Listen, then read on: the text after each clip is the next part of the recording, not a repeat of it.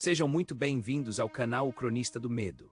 Hoje, mergulharemos em um relato arrepiante enviado por um de nossos corajosos seguidores, que viveu momentos de puro terror em um sítio de extração de madeira isolado nas profundezas do norte do Mato Grosso. Antes de começarmos essa jornada nas sombras, por favor, deixem o seu curtir neste vídeo para nos ajudar a alcançar mais pessoas que amam o bom e velho calafrio. Se ainda não é inscrito, faça isso agora e ative o sininho para não perder nenhum dos nossos contos noturnos. E claro, comente de onde você está assistindo e se tiver um relato que te tirou o sono, envie para nós, faremos a leitura aqui no canal. Eu nunca fui de acreditar em assombração, sabe? Sempre fui um sujeito pragmático, acostumado com o duro trabalho da floresta. Mas o que aconteceu comigo e na minha família naquele sítio de extração de madeira mudou tudo. Meu nome é Tiago e eu morava lá desde que me entendo por gente, com meus pais e meus irmãos mais novos. O sítio ficava a quilômetros da cidade mais próxima. A gente só ouvia o canto dos pássaros, o barulho das máquinas cortando as árvores durante o dia e à noite, o som quase ensurdecedor do silêncio da mata. Um silêncio que às vezes parecia respirar. As coisas começaram pequenas, quase imperceptíveis, como as primeiras gotículas de uma tempestade que se aproxima sorrateiramente. Primeiro foi o gado.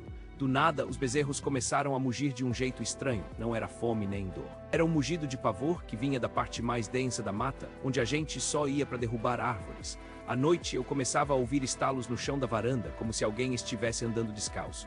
Eu ia ver, acendia a lanterna e não tinha nada. Apenas o vento uivando na mata, um som que de repente parecia carregar sussurros. A sensação de estar sendo observado se tornou constante. Às vezes, enquanto eu estava cortando madeira, sentia um arrepio na nuca, como se um par de olhos invisíveis estivesse fixado em mim por trás da folhagem.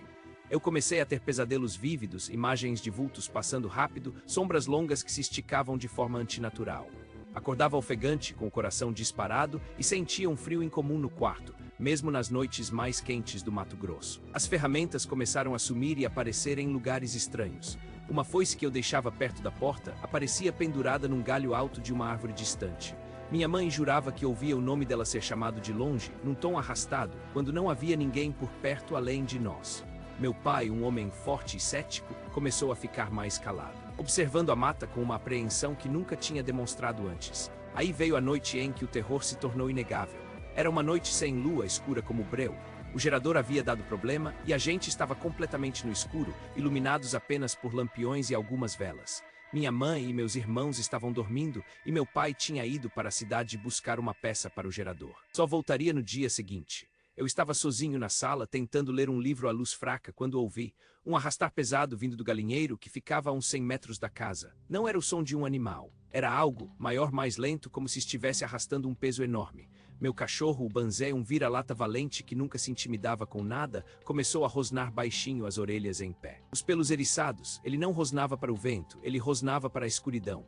Peguei a velha espingarda do meu pai, mais por instinto do que por acreditar que a usaria, e uma lanterna fraca. Saí para a varanda. O cheiro da terra molhada, misturado com o odor adocicado e pútrido, me atingiu, e o som continuava. Bum, arraste, bum, arraste. Apertei o botão da lanterna e a luz fraca dançou pela mata escura. Não vi nada, mas ouvi um sussurro, bem perto da minha orelha. Um sussurro tão frio que senti um calafrio percorrer minha espinha até a alma. Ele não falava palavras, mas era uma voz que parecia sugar toda a energia do ar. Banzé uivou, um uivo de dor, de medo puro, algo que eu nunca tinha ouvido dele. Ele recuou para dentro de casa, se enfiando debaixo da cama dos meus pais. Naquele momento eu soube. Não era um animal, não era ladrão, era algo de outro mundo. A luz da minha lanterna falhou por um segundo e quando voltou eu vi.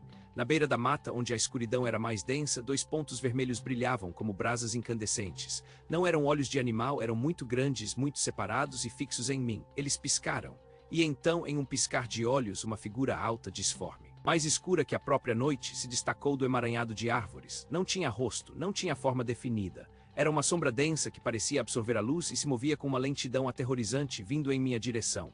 Eu não conseguia gritar, minhas pernas não me obedeciam. Eu estava paralisado pelo terror. O ar ficou pesado, gelado, e aquele odor adocicado e pútrido se intensificou, sufocando-me. A espingarda escorregou das minhas mãos. Eu só conseguia olhar para aquela coisa que avançava. Quando a sombra estava a poucos metros, eu ouvi de novo o sussurro, agora mais claro, mais gutural. Parecia vir de dentro da terra, das árvores, do próprio ar, e então a sombra se esticou como um tentáculo e a escuridão ao redor dela pareceu se aprofundar, engolindo os contornos da mata.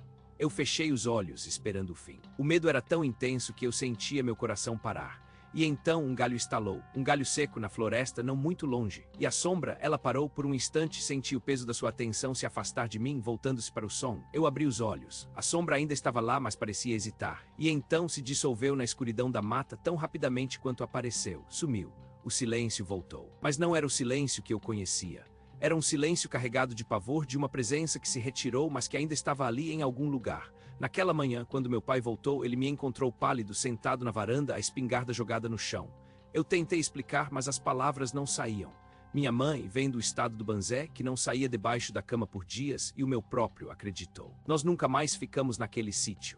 Vendemos tudo, mesmo com o prejuízo. Eu ainda sinto o cheiro, às vezes, daquele odor adocicado. E toda vez que a noite cai e o vento uiva, eu me lembro dos olhos vermelhos e da sombra que quase me levou. Há coisas na floresta, no isolamento do nosso Brasil profundo, que a gente simplesmente não entende e que é melhor nem tentar entender. Só respeitar e fugir se tiver a chance. E assim termina mais um relato arrepiante aqui no Cronista do Medo. Eu quero agradecer de coração a você que ficou conosco até o fim, mergulhando nas profundezas desse terror. Se essa história te deu calafrios, não se esqueça de deixar o seu curtir, é muito importante para nós. Se ainda não é um de nossos inscritos, clique no botão e venha fazer parte da nossa legião de amantes do medo. E por favor, me diga nos comentários o que você sentiu ouvindo esse relato. Você já passou por algo parecido em algum lugar isolado? Sua opinião é fundamental. Até o próximo mergulho no desconhecido.